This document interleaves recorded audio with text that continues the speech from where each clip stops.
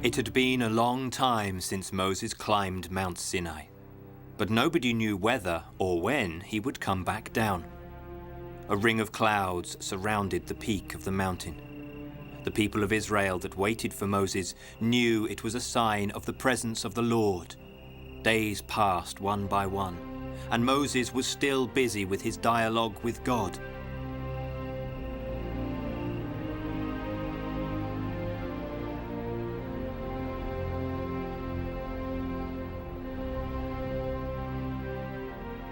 Aaron was rather worried because the people were now losing their patience. What will I tell the people if he doesn't return? How will I manage to keep the Hebrews in check?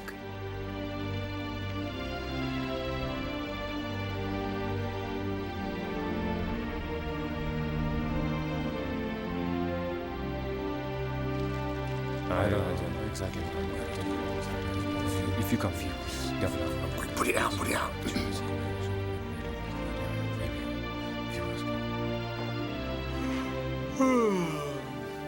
I think you'll never come back down from that mountain.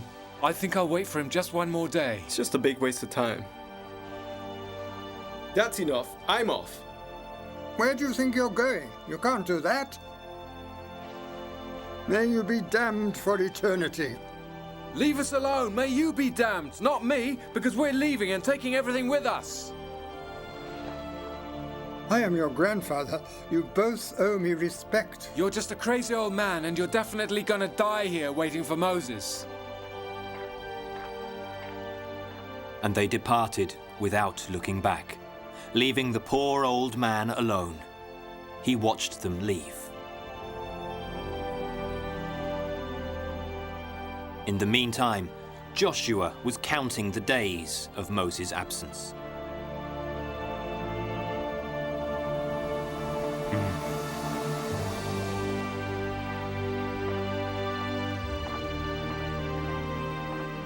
They've all gone, Joshua. What are you going to do? We're staying. Ever since we left Egypt, Jehovah was always there, good and loyal to us. Then I will wait with you. Everybody prepared for the night, another long night waiting for Moses. The old man lit up a fire to keep the nocturnal animals away.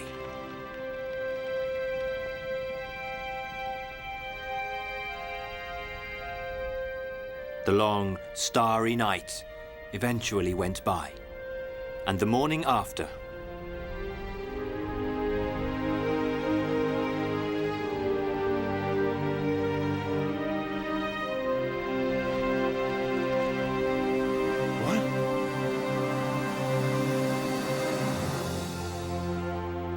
Look, there's somebody coming here. People.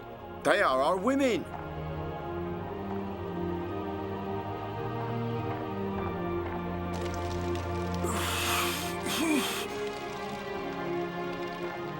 We all came back to wait here with you. And we will stay here. We are waiting for Moses to come down from the mount. He is still on the mount. After 38 days, mountain lions could have devoured him. If I go, what will I tell your children about? I love my children. But tell them that their father cannot come back yet because he must obey Jehovah's commands. If you're not coming back, I'll stay with you. I want to see Moses come down from the mountain too. women brought food with them for the men, and the men gladly ate everything the women provided.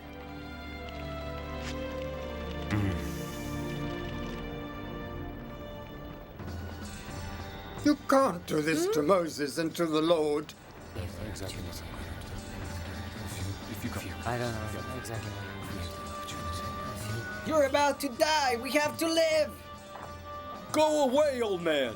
You're tired of waiting for Moses to return? It's not only that. We need more than an invisible God who only talks to Moses and not us. It's not up to you to decide how your God should be. You've never seen him. The Egyptians have very beautiful ones in their temples, you know, and they carry them on the roads, play music and dance in their presence. Why can't we do like the Egyptians? That's not the reason why we Hebrews came all the way here from Egypt. Another prophet climbed Mount Horeb, and the mountain lions devoured him. Maybe the same thing happened to Moses. My father taught me to worship the invisible God, the God of Abraham, Isaac, and Jacob. I don't want another God. Have you forgotten the manna in the desert and the water that came out of the rock? You talk too much, Kerr. If Moses' God really exists, I'll fall dead.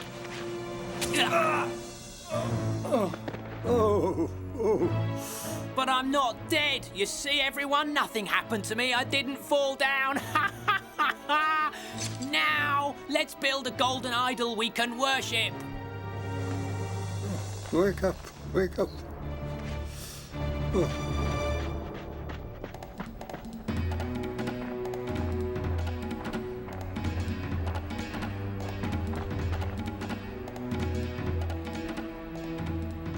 What can I do? What can I do?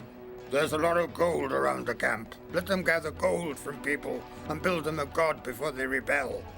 Perhaps Moses is really dead. Let them build the statue they're asking for. It's best for all of us. Building a statue? What kind of statue?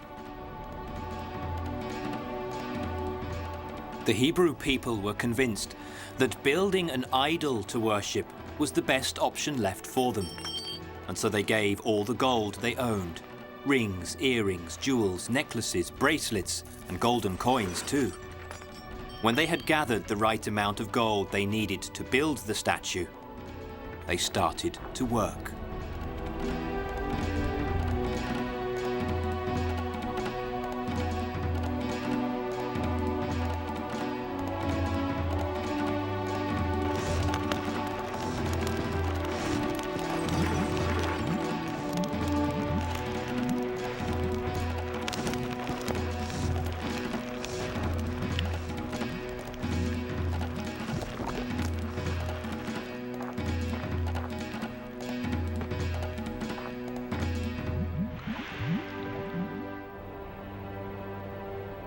In the meantime, on Mount Sinai, Moses continued speaking with God, unaware of what was going on in the Hebrew camp.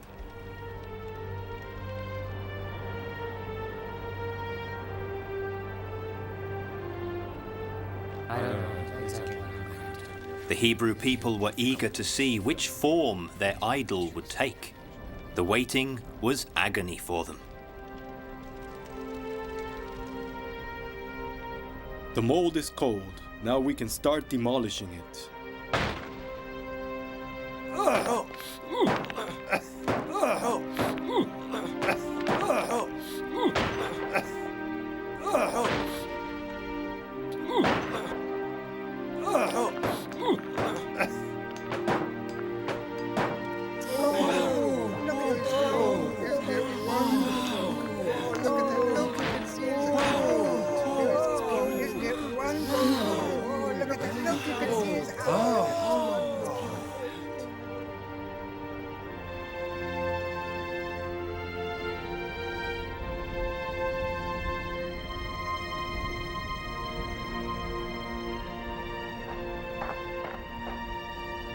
Here is your God Israel. He is whom you got you out of the land of Egypt. Worship him. But can this golden calf send us manna like the other one did? Is it possible? Of course. This one will do even more. And will he make all that fresh running water come out of the rock? Of course. And not only that. And will he drive our people against our enemies and crush them all? Will he really? Certainly. Only this one is a true God. The Hebrew people bowed down at the foot of the golden calf and worshipped it. All night long, the Hebrews danced and ate and drank and danced until they were exhausted. Aaron was very sad and worried because the golden calf had taken the place that was due to God in the hearts and in the thoughts of the Hebrews. In the camp, the situation worsened from day to day. The Hebrews were satisfied by the presence of their new idol, and they forgot about Moses and his God.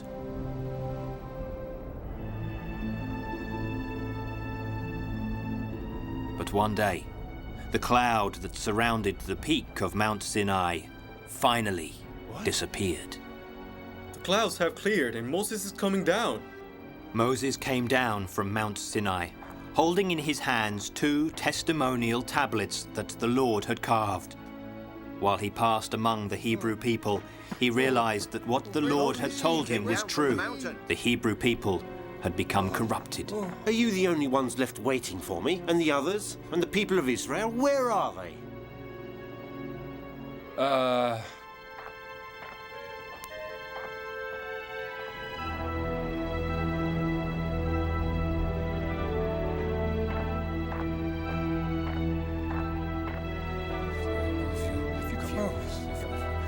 Oh, look at it. Oh, what does he have? He's carrying two tablets. What's written on them? I can't see. Oh, Moses! Moses is back. Look, it's Moses! Moses is back! Whoa! You see, Moses came back.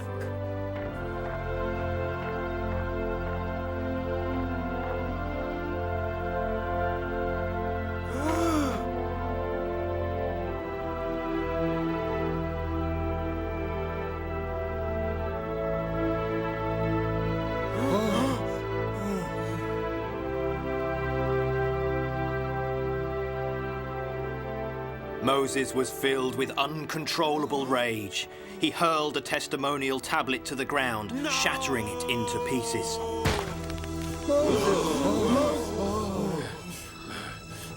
Then, with a huge cry, he threw the other at the golden idol. He took a soldier's sword and struck the idol over and over and over and over again until the sword broke. Yet still his anger was not satisfied. He lifted a large rock from the ground and hurled it at the golden calf, knocking off its head and smashing the idol from its pedestal onto the ground.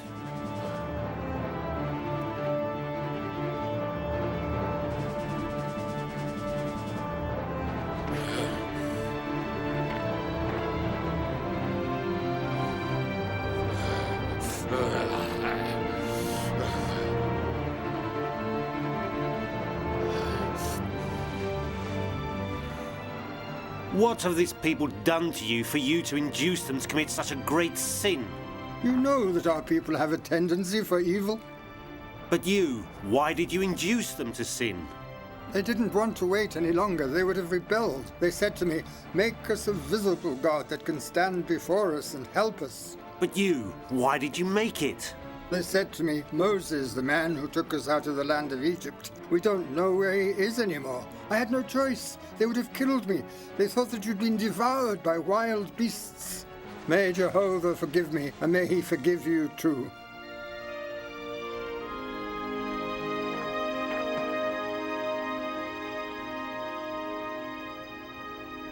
Those of you who remain faithful to Jehovah, come forward.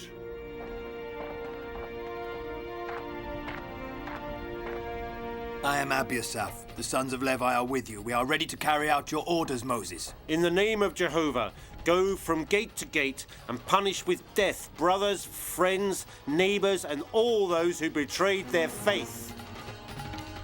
Oh, no!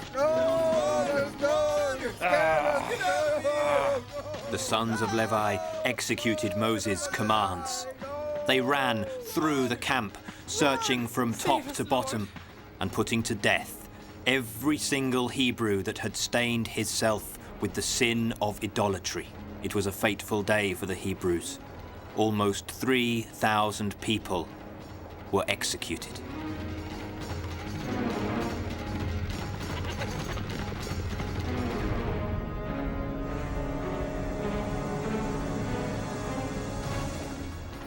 And Moses again climbed the mountain to speak with the Lord, while the people below waited and feared the verdict for their disobedience. Stop now. You, sons of Levi, remain faithful to Jehovah. May you be blessed. As for the others, fathers, brothers, and sons, They sinned against him, and they'll get their punishment. Now I'll climb the mountain of God to ask Jehovah his forgiveness for the great sin committed by the people of Israel.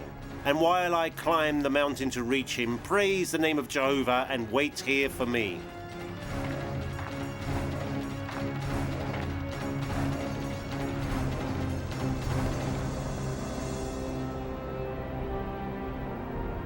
Immediately, a cloud surrounded the peak of Mount Sinai. Look, the cloud is back again. Moses is praying. He's talking to Jehovah. And how much longer will we have to wait? We will wait here until our Lord Jehovah calls Moses to the mountain. The names of those who sinned against me shall be blotted out of my book, of the book of life, in which the names of the chosen ones are written. Lord, I'm waiting for your forgiveness too. And if you can't forgive your people, then remove my name from your book as well, because I am not worthy of you, my Lord. The children of Israel are a stiff-necked people. That's true, but may I tell them that you forgave them, my Lord? Tell the children of Israel to strip of every ornament and repent their sin. I will also cry with my people, Lord. I will pitch a tent at the foot of this mountain, and I will wait to hear your voice, Lord. Moses pitched a tent at the foot of the mountain, and it became known as the Tent of the Covenant. When Moses entered the tent, a cloud descended from heaven and hovered above the entrance. This was a sign that Moses was speaking with God. And the Lord said unto Moses, Cut 2 tablets of stone like the first ones, and I'll write on those tablets the words that were carved on them. Moses ordered 2 more stone tablets to be carved, just like the ones he had taken before.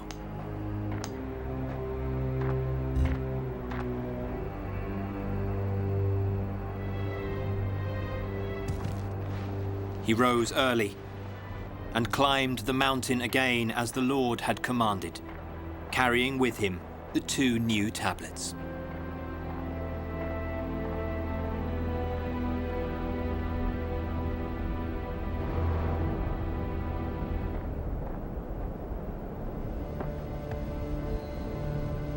Speak, Lord, your servant is listening to you. Here are my commandments to the people of Israel.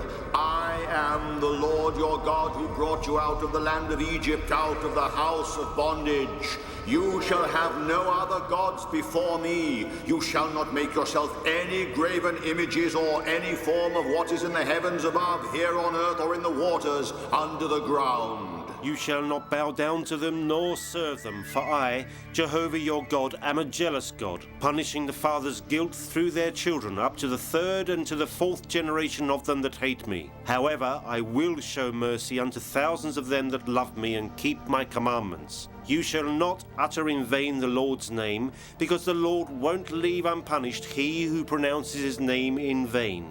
Remember the day of rest and sanctify it. Work for 6 days and do all your work, but the 7th day is for rest and is dedicated to the Lord your God. You shall not do any work. You, your son, your daughter, your bondsman, your handmaid, your cattle, the stranger who is within your gates. For in 6 days Jehovah made the heavens and the earth, and rested on the 7th day. Therefore the Lord blessed the day of rest and sanctified it. Honor your father and your mother, so that their days may be prolonged in the land that Jehovah your God gives you. You shall not kill. You shall not commit adultery. You shall not steal. You shall not bear false witness against your neighbor. You shall not desire your neighbor's house. You shall not desire your neighbor's wife, nor his bondman, nor his handmaid, nor his ox, nor his donkey, nor anything that is your neighbor's. This is what the Lord told me on Mount Sinai, and this is what he wrote on the tablets of his commandments. We must all follow them in the name of Jehovah. Jehovah also commanded the children of Israel to build a sanctuary to the invisible God. Only Moses and Joshua, his trustworthy guard, could have access to the sanctuary.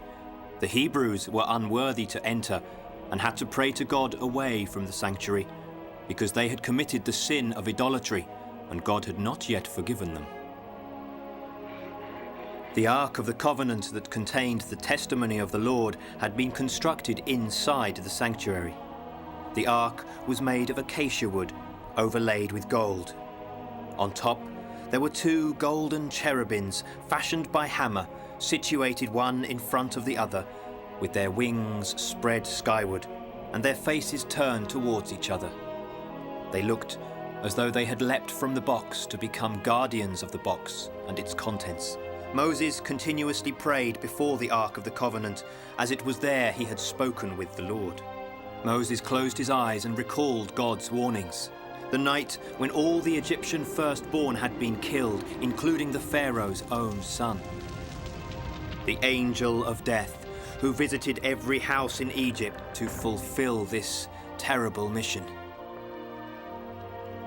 The Pharaoh's furious pursuit of Moses, Aaron, and all the rest of the Hebrews as they left Egypt, following the death of his only son. Wherever you want, take your livestock and all you have, and leave right away.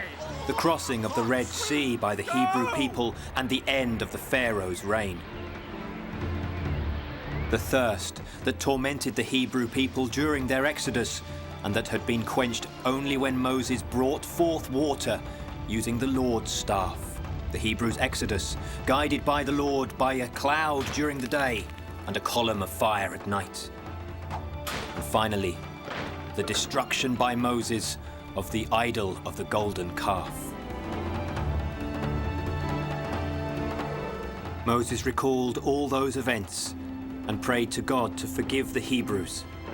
And when Jehovah saw that the people of Israel were faithful to him once more, and worshipped him as he had commanded, by offering him sacrifices, he commanded Moses to resume their journey for the promised land. The Ark of the Covenant would always accompany the Israelites on their travels.